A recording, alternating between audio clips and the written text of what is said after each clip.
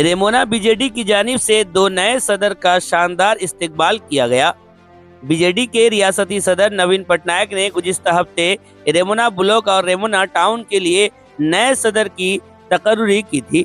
इसी सिलसिले में कल दोपहर मकामी एक कल्याण मंडप के अहाते में नए ब्लॉक सदर अभिमन्यु दिंदा और रेमोना टाउन के सदर एहसान खान को पार्टी की जानिब से एक तकरीब में शानदार इस्तकबालिया दिया गया। रेमोना के साबिक एमएलए सुधांशु शेखर परिडा की सरपरस्ती में मुनाकिद इस तकरीब में मकामी एनएसी की चेयरपर्सन तनुजा गिरी मेहमान खुसूसी के तौर पर शरीक हुई।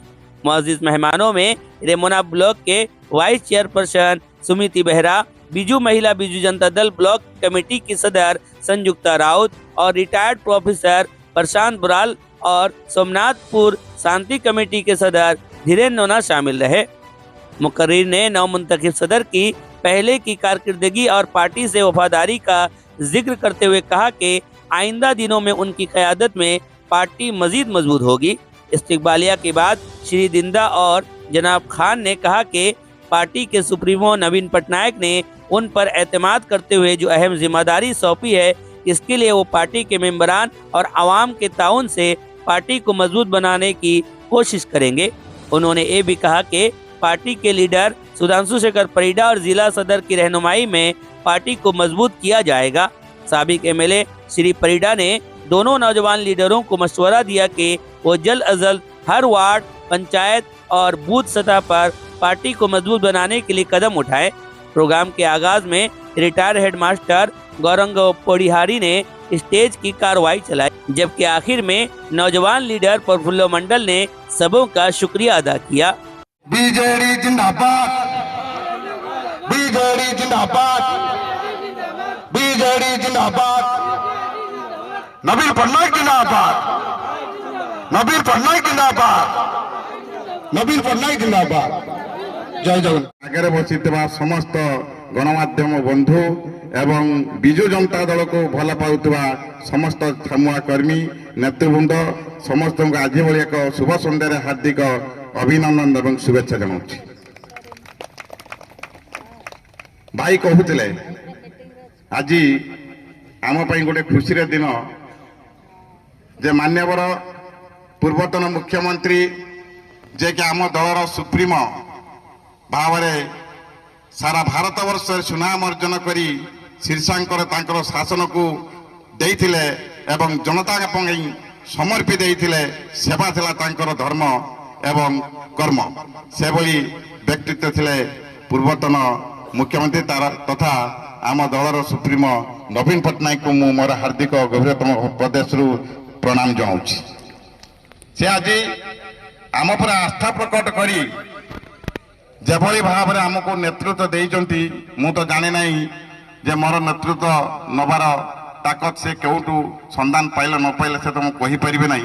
तथापि तांकर जो चिंताधारा रही जे बिजु जनता दल को किभली भाव में आम रेमणा माटी रे आगे नवा सी जो चिंताधारा रखी मत आशीर्वाद करचंती सेतिपई मु तांको धन्यवाद दूची।